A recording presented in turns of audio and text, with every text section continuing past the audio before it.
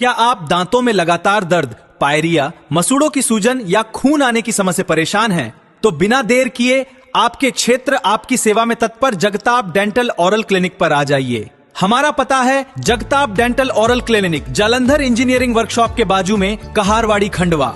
दांतों से संबंधित समस्या के लिए संपर्क करें 7004111574। सदर की पत्ता लुटाई की बोली अजय पुरुषोत्तम परदेसी 151 रुपए। लक्ष्मी भाई पांजरा की ओर से 201 रुपया।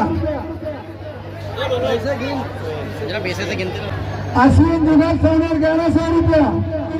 राजा की दुर्गेश्वर महादेव की गदिजी महाराज की जय। मध्य प्रदेश के खंडवा जिले में निमार के सबसे बड़े लोक पर्व गणगौर की धूम देखते ही बन रही है। चारों ओर भक्ति, उल्लास और परंपरा का अद्भुत संगम नजर आता है। भगवान शिव और माता पार्वती की आराधना के इस पर्व पर शहर में कई जगह भंडारे आयोजित किए जाते हैं, जहां लोग एक साथ बैठकर प्रसाद ग्रहण करते हैं। लेकिन इस भंडारे की सबसे खास बात है जूठी पत्तल उठाने की परंपरा। यहाँ पत्तल उठाने के लिए बाकायदा बोली लगाई जाती है। बोली की शुरुआत 501 या 1101 रुपए से होती है और ये 15 से 21,000 रुपए तक पहुँच जाती है। ये परंपरा खंडवा के गुरवा समाज द्वारा पिछले 100 साल से भी अधिक समय से निभाई जा रही है।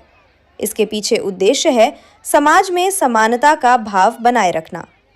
जूठी पत्तल उठाना सेवा का प्रतीक माना जाता है, जिससे अमीर गरीब का भेद मिटे और सभी में समरसता बनी रहे। गणगौर पर्व पर माता पार्वती के रणुबाई स्वरूप और भगवान शिव के धनियर राजा रूप की पूजा अर्चना की जाती है। श्रद्धालु रणुबाई को बेटी मानते हैं और बाड़ी से जवारे घर लाने के बाद उनसे एक दिन और रुकने की मनुहार करते हैं। निमार अंचल में ये परंपरा बेहद खास होती है, जहां सामूहिक रूप से रथ दौड़ाने की रस्म निभाई जाती है।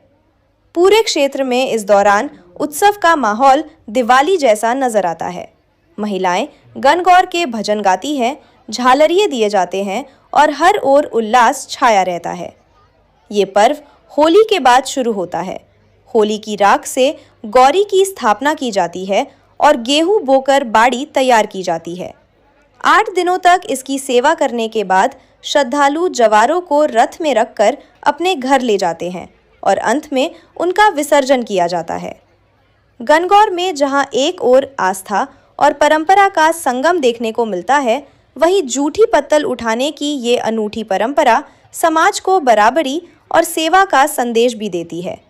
यही वजह है कि खंडवा का गणगौर पर्व सिर्फ एक त्योहार नहीं, बल्कि सामाजिक समरसता की मिसाल बन गया है। गणगौर के पर्व में पहले तो हम वाड़ी का पूजन किया, वाड़ी पूजन की, फिर हमने झालरियाँ दी, माता जी का खोला भरा और फिर यहाँ पर भोजन प्रसाद रखा गया भंडारे का, जिसके द्वारा हमने बोली लगाई है।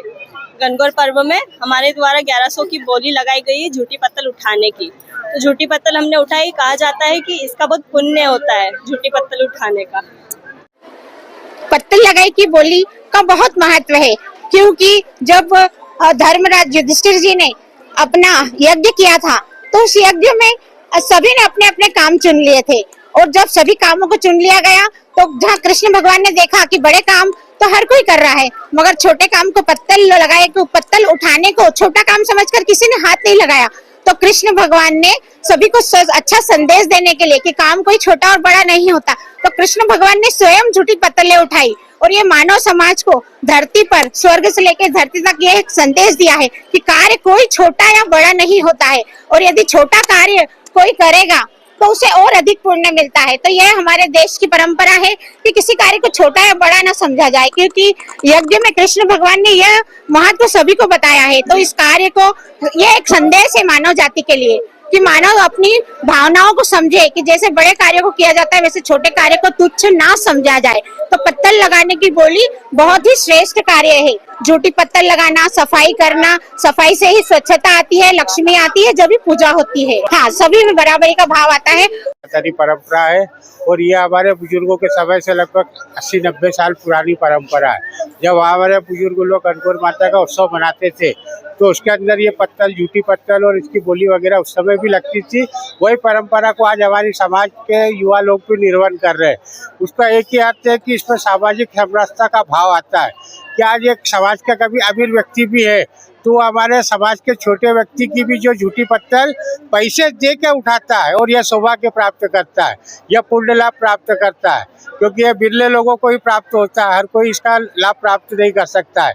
इसलिए ये हमारी एक अनूठी परंपरा है गणगौर माता के अंदर। किस तरह की बोलियां लगती हैं? इसके अंदर इसमें जो बोलियां झूठी पत्तल उठाई की भी बोली लगती है और पत्तल लगाने की भी बोली लगती है, और जो आगामी वर्ष पे होने वाला भंडारा है उसके लिए भी अग्रिम बोली लगाई जाती है। लोग अग्रिम बोली लगाते हैं कि आने वाले वर्ष में माता जी के भंडारे के लिए हम क्या क्या वस्तु दान करने वाले हैं, कितनी नकदी राशि देने वाले हैं, वो आने वाले वर्ष के लिए इसी साल बुकिंग कर देते हैं। हमारे यहाँ पे करीब 3-4 हज़ार तक बोली जाती है।